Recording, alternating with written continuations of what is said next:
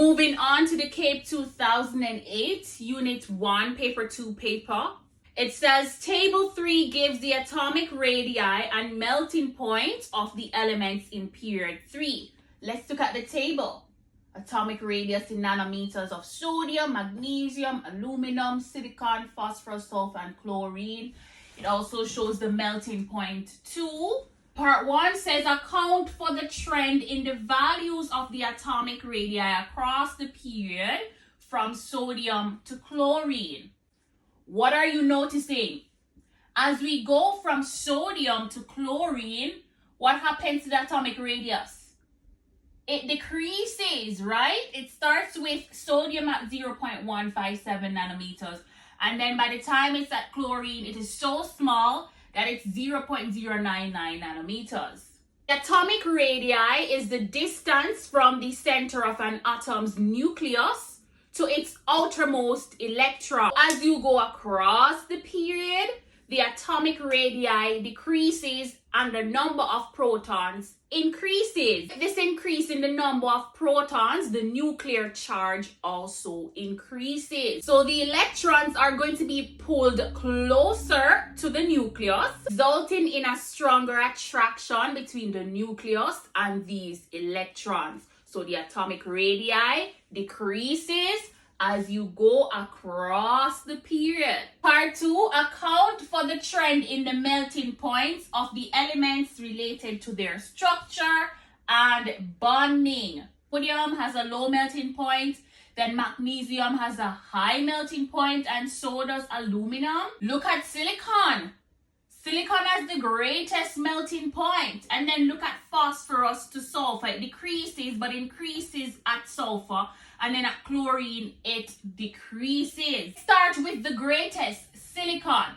Silicon has a high melting point because of its giant covalent structure having strong bonds.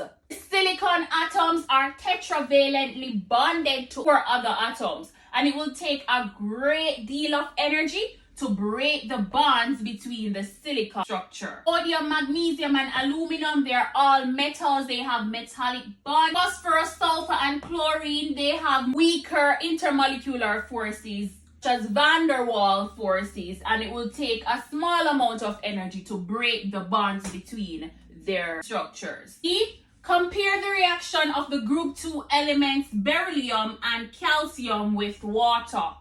What are group 2 elements called again? Alkaline earth metals. Let's look at the trend.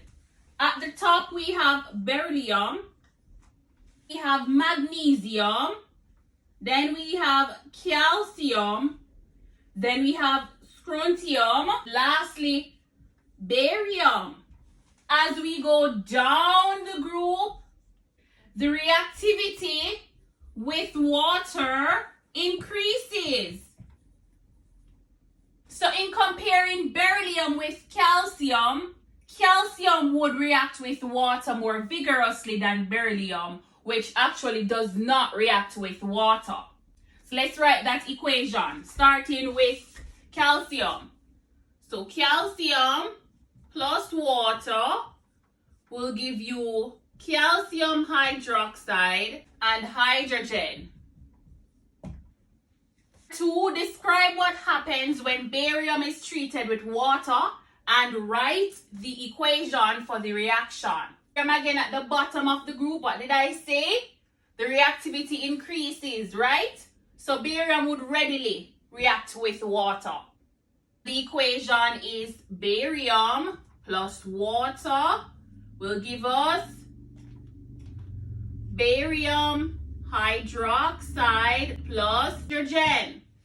Last part of the question says state one use of calcium carbonate.